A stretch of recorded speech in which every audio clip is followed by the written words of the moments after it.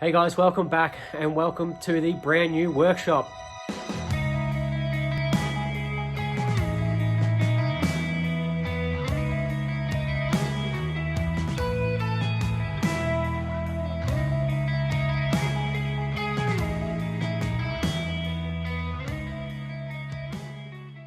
So as some of you would know who have been around for a while, I was actually working out of a 40-foot shipping container. Now I started working in there about just over a year ago, and that thing did serve its purpose and it was really good. Had all the electrical fitted out and everything. But now we've just moved into a temporary workshop because I'm actually building one behind this, which I'll show you guys soon. Now this is a 10x6 workshop. As you guys can see over the side there, I do have it all tarped up because I do have another vehicle that's actually going to stay in here permanently. But yeah, this is a huge upgrade because now I can just come straight out the back door and straight into the workshop instead of having to drive half an hour there and back after work each night. All right, so first off, as we walk in, you guys can see I have tarped off all that section there. That's just to protect the vehicle in there that I've got stored. I will show that sort of down the track one day. So first of all, we've got our radio, just some other stuff laying around, jacks and stuff. There's still a few things that I sort of need to work out with the layout side of things. As you can see, we've got the MIG welder there, really safe right next to the jerry cans there. Anyway, we've got our shelf full of just junk at the moment. I've got to go through and sort of work all that out. Now, the brand new metal bender there, do have to figure out a nice spot for that and make up a bigger stand in the future. As you can see, it's sort of a little bit too small, and when you go to crank on it, it sort of likes to move around, and I can't really bolt it to the concrete as of yet. So next to the bender, we've got the metal workbench there. Obviously, that was come over from the last shed. And we've got the 50 horsepower lawnmower here that we are currently building. Now, this is the new source of heating for this place. This is going to be so much better, and this will go into the future workshop that's going to go out the back. This is our new wood heater. I did get given that, so that'll be a huge upgrade. And obviously, we've got our steel scrap. I haven't finalised the spot for that yet. Running along the side here, we have that original workbench I've got there that was from the shipping container as well. And obviously, our flag hanging up there. Awesome. Big Red's parked here for now. I think builds will probably have to move out the back, being that this workshop is a little bit smaller in the workspace. We'll have to move some builds around and stuff. All right, so next to the workbench, we've got the pedestal drill that I did a bit of a restoration live video on in COVID lockdown time. I still have to get that electric motor fixed. The bearings are still no good in it. Now, next to that, we've got the lathe here. Obviously, you've got the plasma cutter underneath. Sort of nothing's really changed there. I've just sort of sat it there.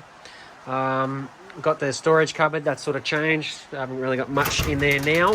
It was actually quite full before, but now it's quite empty because right behind this cupboard, we have now another one, so I can store all my Autolect stuff in there. So next to that cupboard, we have the big toolbox here. This is sort of the only spot I could think to put this thing. As it's so damn big, so we can actually roll this around as a nice workbench now, which is good.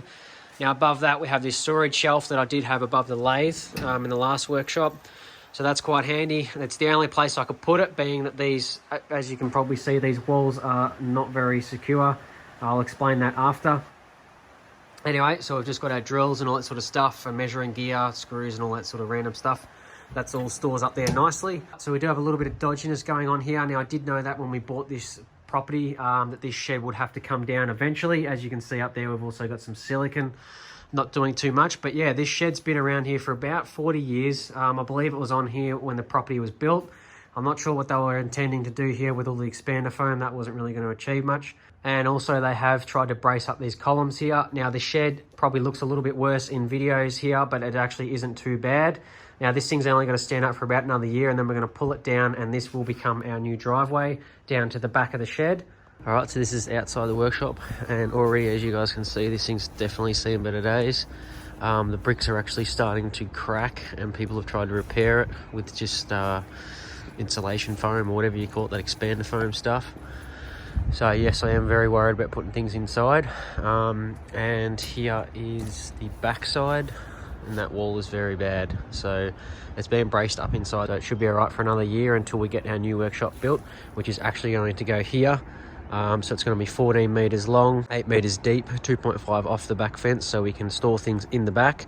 And that'll bring us about a meter off this workshop with our roller doors over here. So yeah, as you guys just saw at the back there, we are actually going to put a nice big shed out there. So that's coming here in the future. I'm not too sure when that is exactly going to be, but hopefully that'll come very soon, as I don't want to be leaving too much valuable things in this shed at the moment. All right, so that's going to be all for today's video, guys. Just a quick little update on where we're at. All this moving house sort of thing just comes so fast, so I just basically moved everything in. I wanted to have the whole workshop set up before I did any sort of video in here, and nothing much has really changed. We've still got everything here that we had before, and I will still be using the old shipping container as storage for projects and future builds, so we can still store stuff out there and we can still go out and ride around on the property. I'm super keen to get stuck into a new build in here, so next week we're going to jump on a Big Red and get that finished up, because I have been building that thing for just over a year now, and I think it's time to wrap that one up, and then we can jump onto the 50 horsepower lawnmower build. So thank you guys for watching. If you guys are new to the channel, definitely smash that subscribe button and notification bell so you don't miss out on anything. I'll see you guys in the next one.